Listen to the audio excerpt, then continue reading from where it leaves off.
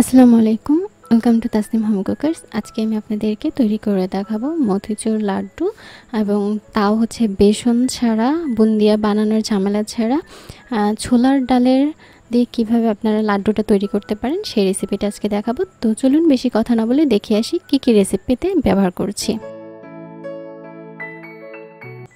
তো এখানে আপনারা দেখতে পাচ্ছেন আমি ছোলার ডাল নিয়েছি আধা কেজির মতো।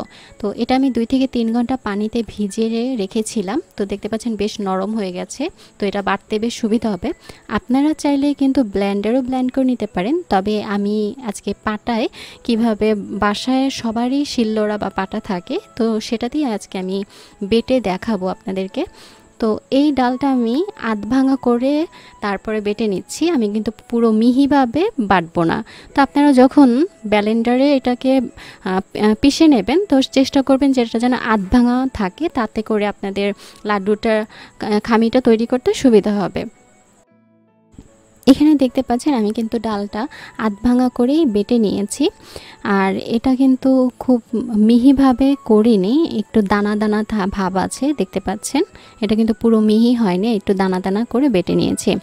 তো এভাবে করে আমি বাকি ডালগুলো বেটে নেব। তো বাকি ডালগুলো বেটে নেবার পর এখানে আমি সামান্য পরিমাণ লবণ দিয়ে তারপর ডালটাকে একটু ভালো করে মাখবো।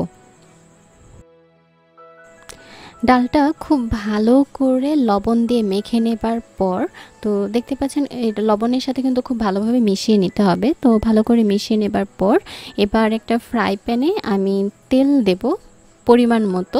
তেল দেবার পর এবার আমি যে ডালটা বেটে নিয়েছিলাম সেটা এরকম গোল গোল করেও দিতে পারেন, অথবা একটু চ্যাপটা চ্যাপটা করেও দিতে পারেন। তো আমি বলের মতন করে তৈরি করে এই তেলের মধ্যে ছেড়ে দিচ্ছি।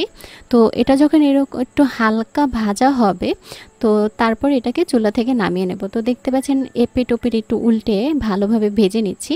এতে করে আপনার বুটের ডালের যে একটা গন্ধ থাকে সেটা কিন্তু অনেকটাই চলে যাবে, এবং যখন আমি লাড্ডুটা তৈরি করব তখন কিন্তু খেতে বেশ ভালোই লাগবে। তো এরকম হালকা ভাজা হলেই আমি এটাকে চুলা থেকে নামিয়ে নিচ্ছি। তো এরকম করে আমি সবগুলো মানে ডাল দিয়ে সবগুলো বড়া বানিয়ে নিয়েছি।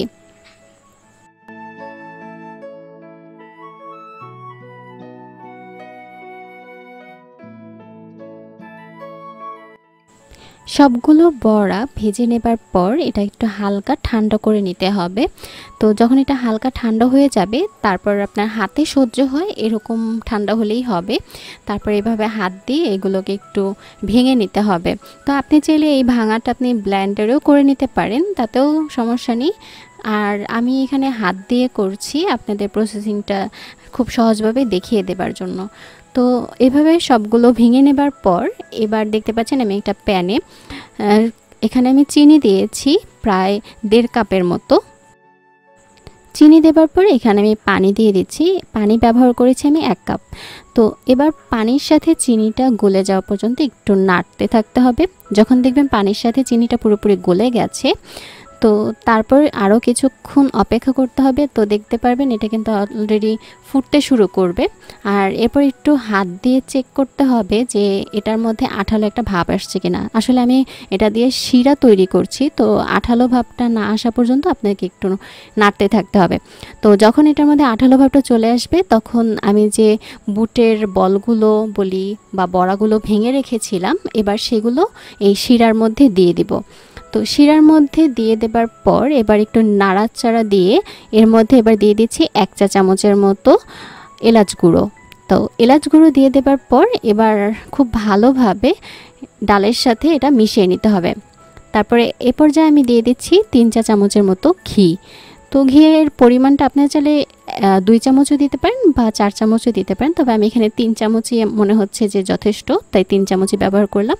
তারপরে পুরো ঘির সাথে ভালোভাবে মিশে যাওয়ার পর দেখবেন যে বুটের মধ্যে আপনাকে চুলায় রেখে অনবরত কিন্তু এটা নাড়তে থাকতে হবে। তো এক পর্যায়ে দেখবেন যে এটা পানির যে একটা ভাব থাকে, মানে চিনির যেহেতু শিরা দিয়েছি তো একটা পানি পানি ভাব থাকবে, তো সেটা পুরোপুরি টেনে যাবার পর দেখবেন যে এটা একটা আঠালো ভাব চলে আসছে।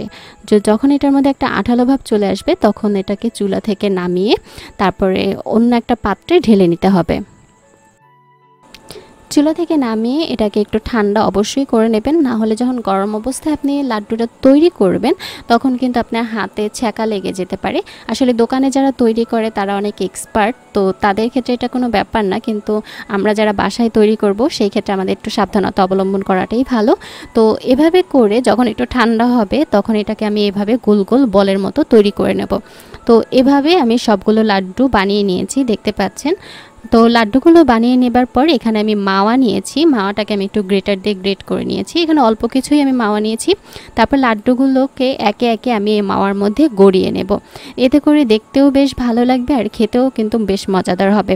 তো আপনারা চাইলে এখানে উপরে ডেকোরেশনের জন্য বাদামও দিতে পারেন, তবে আমি এখানে মাওয়া ব্যবহার করছি।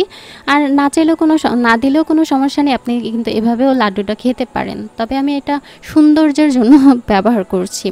তো যাই হোক, এভাবে করে প্রত্যেকটা লাড্ডুর সাথে মাওয়া আমি দিয়ে দিচ্ছি। দিয়ে দেওয়ার পর এবার তো দেখতে পাচ্ছেন খুব সুন্দরই কিন্তু দেখাচ্ছে।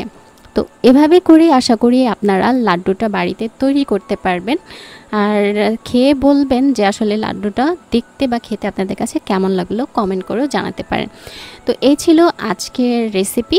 আশা করছি ভিডিওটি আপনাদের কাছে ভালো লেগেছে, আর যদি ভালো লাগে তাহলে লাইক অ্যান্ড শেয়ার করে আমার সাথে থাকবেন। দেখা হচ্ছে আগামীতে নতুন কোনো রেসিপি নিয়ে। আল্লাহ হাফেজ।